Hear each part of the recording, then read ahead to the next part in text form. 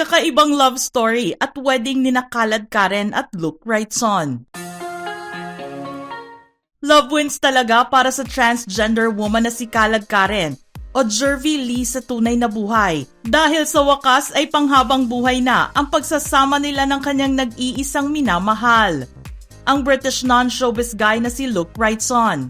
Lahat ay napasana all sa kasalan nilang dalawa na ginanap noong September 8, 2024 sa Scarborough, North Yorkshire, England. Naging saksi sa kanilang wedding ang Ravenhall County Hotel, kilala bilang isa sa mga clifftop wedding venue na mayroong magandang overlooking views. Ngunit hindi naging maganda ang panahon sa araw na iyon dahil napalibutan ng fog ang background scenery ng venue. Pero tila nakadagdag naman ito sa pagiging dramatic at sentimental ng okasyon. Hindi naman ito alintana ni Kalad Karen dahil kasama niya ang lalaking pinakamamahal, maging ang iba pa nilang mga mahal sa buhay. Nang matanong naman siya kung ano ang pangarap niya para sa kanyang kasal, sinabi niyang isang very memorable at solemn ceremony ang nakikita niya kasama ang malalapit sa kanila ni Luke. I imagined it to be a very memorable, solemn, heartfelt celebration with all my closest friends and family. The venue was very beautiful, a hotel in northern England that was built in the 1800s. And so was the view. I hope these factors help make our celebration even more special. I've also been praying for good weather so we can enjoy the day. British weather is very unpredictable. I imagined a beautiful bride and groom just sharing their love for each other.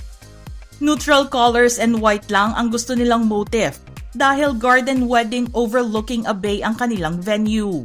Green ang napili nila para sa kanilang wedding invitations dahil favorite color ito ni Kalad Karen.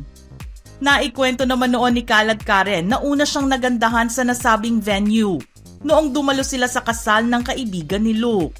Na-inlove siya sa nasabing lugar kaya naman pinili niya na doon sila magpakasal. Isa pang rason ay dahil hometown ni Luke ang lugar kung saan sila magpapakasal.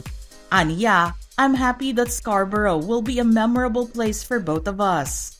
Kaya naman wish granted ang pag-iisang dibdib nila noong linggo. Suot ni Kalad Karen ang isang tube serpentina gown na may short wedding veil na gawa at regalo ng designer na si Francis Libiran sa kanya. Samantalang si Luke naman ay looking dapper sa kanyang white and black suit na may bow tie. Kwento ni Kalad Karen sa kanyang wedding gown, "It's the silhouette that I want. It's a fabulous mermaid cut dress with embroidery and lots of beads." Huli na lang niyang nalaman na ang average price ng isang damit sa bridal collection ni Francis Libiran ay nagkakahalaga ng $10,000 o halos 600,000 pesos. Kaya naman tuwang-tuwa ang puso ni Kalad Karen na naisuot niya ang magandang disenyo nito dahil matagal na rin niyang hinahangaan ang creativity ng designer. Ibinahagi ni Kalad Karen sa social media ang mga litrato nila ni Luke sa kanilang special day at mababasa ang caption nito na The Wrightsons, 8th of September 2024. Wedding in the clouds. Luke and I dreamed of a beautiful sunny day in this fantastic clifftop wedding venue in England. It's supposed to have the best overlooking views in North Yorkshire. On our wedding day, ironically, the views were covered by a thick fog. It was almost zero visibility. What a 1 in a million chance. Unlucky? Not at all. But marrying the love of my life surrounded by our dearest friends and families makes me feel the luckiest woman alive. And hey, who else can they say they got married in the clouds?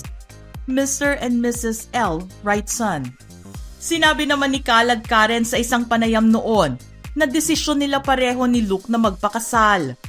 Bukod kasi sa pagiging advocate niya ng LGBTQIA+ rights, gusto niyang maalala ang kanilang kasal bilang selebrasyon ng kanilang pagmamahalan.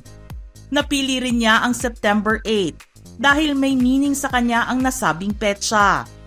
Kinukonsidera ito ni Kalad Karen na isang espesyal na araw dahil kay Mama Mary. It's Mama Mary's birthday and I've always been a Marian devotee. I'm also happy that the ghost month is finished. I'm a believer of that. Also, 8 is a lucky number for me. I will marry Luke on any date, regardless. Marami tuloy ang nangangarap ngayon na makatagpo ng isang Luke Wrightson sa kanilang buhay. Kakaibang pagmamahal kasi ang ibinigay nito kay Khaled Karen. Kung tutuusin, isang proposal lang ay okay na. Pero para kay Luke, kailangan na mabigyan niya ng maganda at memorable proposal si Khaled Karen. Matatandaan na taong 2020 nang unang mag-propose si Luke sa kanya pero nangyari lamang ito sa maliit nilang balcony sa apartment na tinutuluyan dahil pandemic noon. Hindi na kontento si Luke dito dahil wala silang magandang litrato o proper photoshoot sa nauna. Kaya naman binonggahan niya ang sumunod. July 25, 2024, nang mangyari ang tinawag ni Khaled Karen na Proposal 2.0 na kanyang ikinagulat dahil lahat ay pinlano ng tama ni Luke para sa kanya. Inakala lang din kasi ni Khaled Karen na ordinary prenup photoshoot lang ang magaganap noong araw na iyon. Pero laking gulat na lang niya nang lumuhod si Luke na may hawak na panibagong singsing. Nag-propose ito sa isang bridge sa paborito nilang syudad sa United Kingdom, ang London, na ang background ay ang pamosong Big Ben. Cherry on top of the cake na lang ang proposal na ito ni Luke kay Khaled Karen. Dahil para sa kanya, hindi na kinakailangan ng isa pang proposal. Kaya naman naramdaman niya na sobrang espesyal niya sa minamahal. Naisip din niya na iyon na rin ang tamang oras para ma-execute ni Luke ang dream wedding proposal para sa kanya. Ang pagpapakasal nilang dalawa ay hindi na nga kakaiba. Nangyayari ito sa maraming tao sa ating komunidad. Pero mas nakikita ang impact nito kay Khaled Karen dahil maraming transgender women na tulad niya ang may partners, longtime boyfriends o may asawa na. Luke and I decided to get married because of her personal choices. I think that my being a figure in the LGBTQIA+ community in the Philippines is only secondary. Although it's awesome to think that I got married to the person that I love, and I'm giving inspiration to other people at the same time. Nagpaalala naman si Khaled Karen na lahat tayo ay tao at tulad ng mga cisgender women, ang mga transgender women ay maaari ding maging asawa. Dagdag pa niya na maaari rin silang maging ina, kapatid na babae at higit sa lahat maaari rin silang magkaroon ng fairy tale wedding na pinapangarap nila. Sa love, minsan kailangan mo lang maniwala. Iyan ang pumapasok sa isip ni Khaled Karen noon. Paniniwala rin niya na ang pag-ibig ay isang bagay na hindi niya makakamit bilang transgender woman. Pero love moves in mysterious ways, ika nga ng marami. Dahil nagtagpo ang landas nila ni Luke sa hindi inaasahang pagkakataon. Taong 2012 nang magkakilala sila ng kanyang Prince Charming sa Hong Kong habang nagbabakasyon kasama ang kani-kanilang mga kaibigan. Masaya silang nakapag-usap at matapos iyon, sumama na si Luke sa grupo nila Khaled Karen para mamasyal. Naramdaman kaagad ni Khaled Karen na may spark sa pagitan nilang dalawa kaya naman ipinagpatuloy nila ang kanilang virtual communication. Nang magpunta ng Pilipinas si Luke, doon napatunayan ni Khaled Karen na seryoso ito sa kanya. Di nagtagal ay nagtungo naman siya sa UK upang makilala ang pamilya at mga kaibigan ni Luke.